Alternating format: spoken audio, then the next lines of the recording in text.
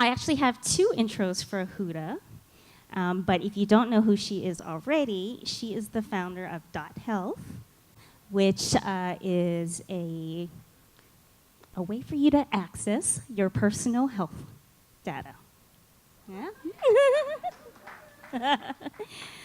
She has also worked at many of your favorite startups, so she's definitely one to know and one to talk to afterwards. Okay, I think I've wasted enough time. Phone's open.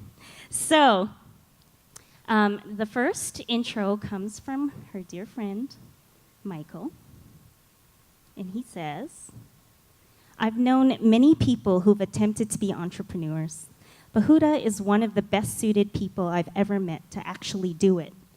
She's constantly looking to solve problems that genuinely need solving instead of chasing the money. And she tackles the most difficult of situations with candor and aplomb. I really wish we had more people like Huda starting companies and building workplaces. I agree.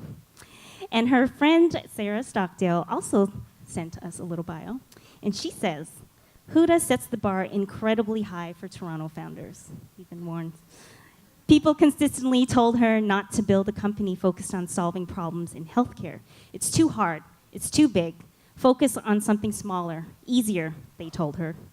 The thing is, Huda isn't interested in solving small problems. She applies her incredible brilliance, drive, and humility to the hardest problems she can find and has the vision necessary to lead her team to solve. She uses the same formula for the challenge of diversity in tech.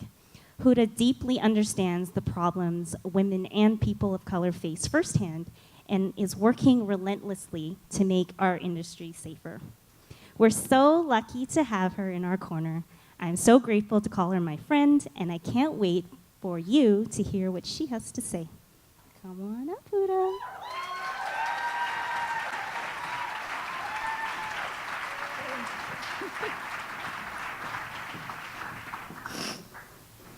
So when Christina told me, can you guys hear me? When Christina told me that she would be doing this, she would be asking my friends to write intros, she warned me that every time this happens, because I don't get to read them beforehand, that all the speakers get up and they're a bit teary-eyed. So that's definitely true for me. Of all the people that you probably know in your entire life, I'm the one who cries first. So thank you for that, both Debo and Stock. You're my people. Thank you. So when I first was approached by Niall, actually, to do this talk, I was of two minds, and I do want to give you like the real deal here. I was of two minds for a couple of reasons.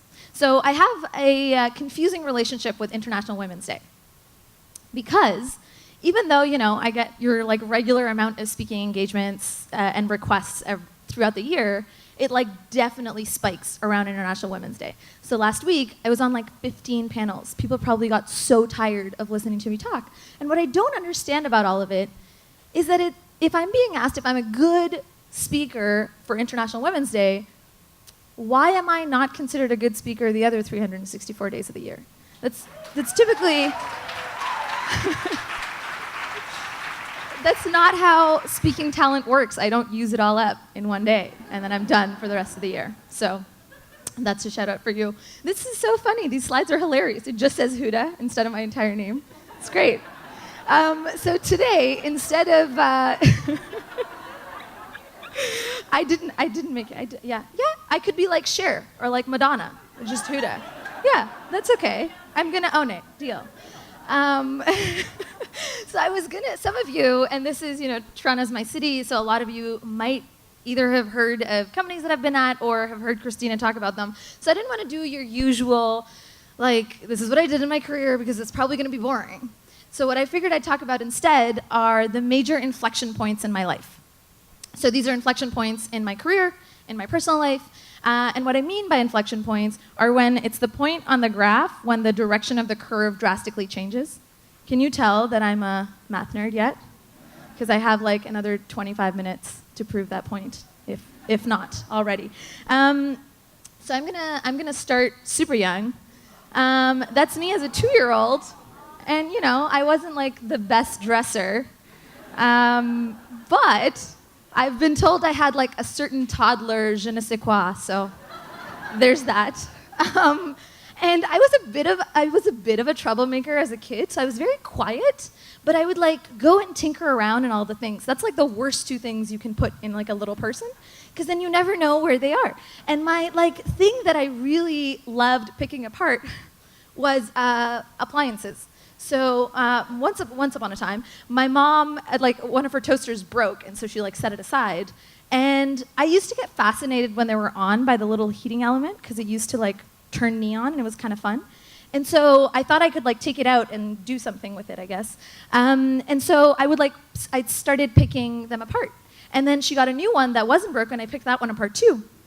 And so after about the fifth one, my mom like very reasonably suggested that I like choose another appliance that didn't have to do with her work. And so I did. I picked the PC tower in my home, and that didn't go over well with my siblings and my dad. But what it helped me do is just try to figure out how things work. And I think when kids are young, and I see this with my nieces and nephew, they really show their personality really early on. And it was definitely true for me. And, you know, I guess I'm normal-sized right now, but when I was growing up, I was like a little rent. Like, I was the shortest kid in my class. And apparently, I don't know how bullying works, but apparently when you're the smallest kid in the class, you get bullied a little bit. So I was bullied for being the littlest one, but I was also bullied for having impossibly high standards. Believe it or not, as like a middle schooler. And little did my classmates know, having impossibly high standards makes you a really good designer. So joke's on them. And what happened, and I was really lucky, when I was about 10, so I'm in 4th or 5th grade, we were introduced to computer programming in my school, which was kind of awesome. And being the control freak and the impossibly high standard holder that I was, I found that to be really fascinating. I was like, this is so cool that I can tell this thing to do something and it'll do it. And I started playing with fonts and with different graphics, and I started learning how to make websites. And it was this refuge away from people who maybe thought I was too little or too snobby or whatever it was. And where I went with it was my dad, who to this day runs a power services company that he founded the year I was born, so entrepreneurship is in the blood. What I convinced him to do is let me build his company website. And so he's like, okay, whatever. I don't know what a website is. Sure, she'll make it, whatever. And I made it, and surprisingly, it was a big hit. And so in classic networker style, I asked him to give me referrals to other people who wanted websites made. And so he did, being the good parent that he was. And he asked all his like small business owner friends to like, you know, if they wanted to pay me a bit of money and have me make their website, that would be great. And I grew up in Saudi Arabia, so I could like translate the site and also build it. So it was like a 2-for-1 deal. It was great. It was a great deal for them. And what was great for me is as a 12-year-old, I made a lot of money. I might have peaked then. Because, you know, there was a point in time where I had like concurrently 6 clients. That's a lot of work for a 12-year-old who has like school. And then I have this baby brother. So all my other siblings are older than me, but I have a baby brother. And when he was like old enough to write, I hired him to like write my invoices. So that was kind of fun. And I didn't pay him, so he was like an unpaid intern. And as a 12-year-old, I didn't understand the concept of child labor, so I felt like it was okay. And I forgive myself for it today. The other thing that I think programming set me up for was a career in engineering. So my dream school was Cornell. I don't know if you guys have been to the campus, but it's beautiful. It's home to Duffield Hall, which is like the foremost research center in the world for electromechanical appliances, things, remember, that I'm really into. And so I got into Cornell, and as a backup school, I'd applied to the University of Toronto. And I surprised myself when I picked U of T to go to instead of Cornell. I picked it because it was in the middle of a city. I grew up in a big city. I grew up in Jeddah in Saudi Arabia. And so I wanted a school that was similar to what my home city was like. And I loved the student community. So I was this immigrant kid. I was very used to not fitting in already. I had immigrated to, go to undergrad here, so I had no friends. I didn't look like anybody else. And the University of Toronto's community, and what you see here is the Lady Godiva Memorial Band, which is not really a band, we just make a lot of noise. And just the acceptance of that community for me, as someone who couldn't be more different from the rest of them, was incredible. And I would do it over and over and over again if I could. I had the best time. I think U of T taught me how to think, which is something that I wish they advertised more. But engineering schools are often, they're like, oh, we teach you hard skills, da-da-da. Sure. But I think the big thing that I took away from it was I have this incredible network of elite thinkers and founders and entrepreneurs across the globe. And it has one of the most diverse student bodies in the world. It's amazing how much going to the right school for you can do for the rest of your life. U of T also connected me to a little-known company at the time called Wattpad. Now, there you go. I joined Wattpad when Alan Lau, who's the co-founder and CEO, would still do intern interviews. So it was a team of 6 at the time. I was the 7th person who joined. And I'm going to apologize beforehand for any quality assurance analysts in the room, because the job that he was advertising was of a quality assurance analyst. And even at 19, I was like, that's the most mind-numbing job in the world. I'm not going to do it. But I liked what Wattpad stood for. I loved telling stories, and I loved that it stood for something that young girls were a big consumer of. That was kind of cool. And so what I did is, with nothing to lose, I had a backup offer from Google and Mountain View that I could have taken. With nothing to lose, I basically went up to Alan and I was like, well, I don't want this job that you're advertising. What I really want, and if I was Alan, bless his heart, he kept talking to me, because if I was Alan, I'd be like, there's the door, thanks very much. But instead, he was like, okay, what do you want to do? What is interesting to you? And I was like, well, I looked at your About page and you have no designers. I want to be your first designer. And I'm like 2nd year engineering, like what do I know about being a designer? And to my surprise, he was like, okay, you're on. But because I'm a startup and I have not enough money, you're gonna have to do the job of the quality assurance analyst too. Classic. So I spent the first 2 months of my job building an automated testing environment that would do all the QA job for me so I could go back to designing, which is great. And I would do it again. I think at the time, everybody thought I was an idiot for giving up Google. When I told my mom was like, do you understand that I recognize Google? And the majority of the world doesn't even know how to pronounce Wattpad? Why would you do such a thing? So I know the person who actually took that Google job. And the thing that they worked on was the internal Gmail. They worked on the starring feature their entire internship. And throughout my time at Wattpad, it went through 2 runs of financing, so I learned a lot about running a company. It went from 7 people to 35. I hired my own boss. This is not an experience that I would have had otherwise. And I think it was really, really incredible, and I wouldn't change it for anything. So I think recognizing that autonomy is better than maybe a brand name at the time was really big for me. It really changed the trajectory of my own career. And this one is probably my favorite. So this email gets this bad rep. It's like, oh, Slack wants to kill email. Emails are the worst. We send too many emails, blah, blah, blah, blah. I would like to think that my secret superpower is writing a really good email. I can basically get anyone, no matter how rich or famous or busy, to be my friend by writing them an email. And I've done that time and time again. So this gentleman here is D-Hawk. He literally is the person responsible for creating Visa. Visa, like the credit card that you carry around. It's incredible. And I've done this time and time again.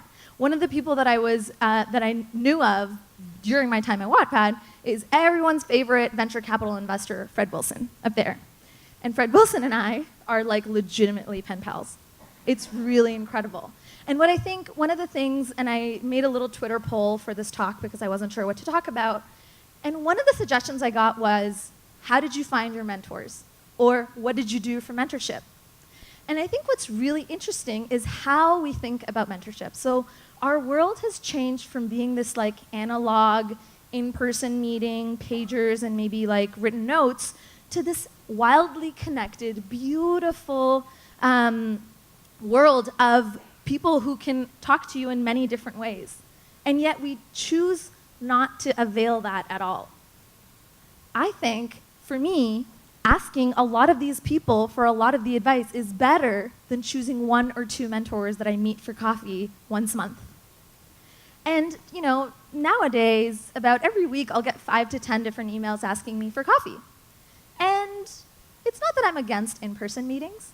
It's that I think time can be spent differently, and advice can be sought differently.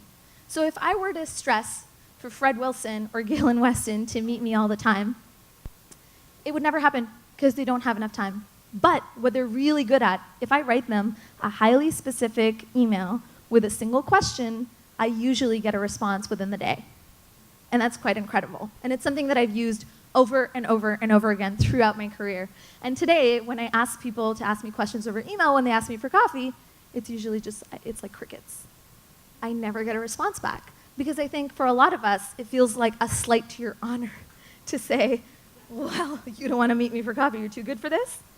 But instead, I think we need to just think about it differently. I think I've gotten so much out of it, I wouldn't do it any other way. I actually emailed Fred like earlier today, and I was like, hey, I'm giving this talk, can I put your face in it? And he's like, sure. And you know, if we didn't have a rapport, this wouldn't really happen. And I think building that consistently gives you access to these people who are the best of the best around the world. It's quite incredible. So this is where the real stories start. Like many people who, you know, are young, they start their first job, etc. I was a little unsure of myself. And I remember many, many years ago, the first time I was on Metro Morning. So this is the CBC studios on John Street. And this is right after I'd been on Metro Morning with Matt Galloway for the first time. And I remember going back to work, and I was pretty happy about it. You know, it was a big deal for me at the time. Now I've been on Metro Morning like countless times. But at the time, it was super cool. And so I went to work, and I was really early, and my boss comes in. And he's like, I saw you tweeted about something about CBC Studios. What was up? And I was like, oh, I was on Metro Morning. He's like, wait, what? You were on Metro Morning? Like, I couldn't be on Metro Morning? And so I was like, yeah, we were talking about Beyonce's Band Bossy campaign. I was a commentator. It was great. It was like a short segment. And he just like stood there. It was very confusing for him why I would be on this radio show. And he's like, you know, if I like danced around in like a monkey suit in front of that studio, they wouldn't let me in. And I was like, wait, I don't think that's the way to get into the show. That's not how it works. Of all the things I would say not to do to get on a Metro Morning show, dancing in front of the studio in a monkey suit would be at the top of it. And it was so confounding. And you know, this relationship with my boss continued as such until I left that role. Where at one point, I remember, there's a big design conference that happens in New York every year called 99U, where thousands of people come. And it was this like big elite conference, and they were doing a call for speakers. So I was like, ooh, I want to submit a talk. And the same boss is like, oh, I submitted a talk once and they didn't accept mine. They would definitely not accept yours. And I think after a time, when you're young and impressionable, you start to internalize that quite a bit. And what happened near the end of my time there was, for all the opportunities that I would get, I would think of pitching my boss instead of me. And I think sort of working through a lot of these opportunities that I've gotten over the years is a big testament to a lot of the people like Matt Galloway who like push for a certain type of people to come on their show. Another job later on, I remember just being a filler speaker for. So my boss used to get invited to a ton of speaking engagements, and sometimes he couldn't make it. Sometimes he would double book himself. And so he would send me instead. You know, it's kind of cool to send like some minority queen girl to some like all dude like fintech conference. And so it would give him street cred, but also it was my job as an executive to make him look good. And so I distinctly remember this one like tiny, must have been like half this room maybe. And I remember going to that talk, and I remember starting with like some classic self-deprecating humor. So I was like, you know, I'm so sorry you're stuck with me as the speaker. I wish you could see my boss, who's amazing, and who like you should totally go see at another event if you get the chance. And at the end of that talk, I got an email from an attendee I didn't know. So this is not a person I had a previous relationship with. I didn't know who they were. And they only emailed me to say one thing. They said, you know, I've seen your boss speak before, and you're actually a much better speaker. And I was like, that's interesting. That really changed the way that I thought of myself. And instead of looking at myself as just a fill-in, I was starting to look at myself as someone who had something to offer. And I felt like I could, thank you. Thanks. And then I started paying more attention to things that people were interested in hearing about. Maybe I could lend a different lens to what they were used to looking at all the time. And then I think one of the most important things that I've done that has given me more than I've given it is giving back to the community. And this further heightened the idea of me being a voice that maybe doesn't exist in a lot of these spaces. So when I speak at events or mentor founders or talk to children, when I'm in front of them, it's so different for them to look at someone who looks like me, who's in a position of leadership. And I guess when I think about it that way, and when I think about it sort of, in retrospect, a lot of that drove me to starting my own company. They say it takes a village to raise a child. I think it takes an entire community to convince somebody that they can take a giant leap of faith and start something all on their own. And I think seeing a lot of those people respond to a lot of my stories, being the only person who looked like me in a room, as Melissa was saying earlier, it gave me reason to want to change that ratio. And this is where, just the best thing that's ever happened to me about a year ago. So .health turned a year old, Feb 27th of this year. Thank you. So we're building a real-time health data platform. So what we do is connect pharmacies and hospitals and clinics and all of the data within to people like you and me. It's this idea of a continuously updated health portal for you at all times. It seems really silly to me that when we talk about DHOC and we talk about Visa, if you put it in perspective, Visa does about 6.25 million transactions every hour around the world, right? If you look at the amount of data that moves around between hospitals or the amount of data that we collect about our own health every single day, that would look like 10 million transactions every single hour. And the way that we move this information around, we do it using faxes. Even drug dealers have moved on from fax machines now. But hospitals, they're pretty secure, We can't use email. And so that's something that we're looking to change. And it's been incredible going on this journey. We raised 2 rounds of financing last year, so we're a venture-backed company. Thank you. And I can tell you right now, it was a bit of a challenge early on. We were going to typical VCs, a bunch of old white guys in a room, and I would usually walk in, and I looked pretty much like this, and they would ask me questions that I had never seen them ask other people who were pitching companies. They would be like, so, your team, it looks like it's all women. What's up with that? And I was like, well, I just found the best people for the job. What do you want from me? And some questions I would get would be like, this is a really big idea. Are you sure, little girl, that you're up for this? And part of having this underdog mentality is I use that as fuel. But there's many of us who get discouraged by stuff like that.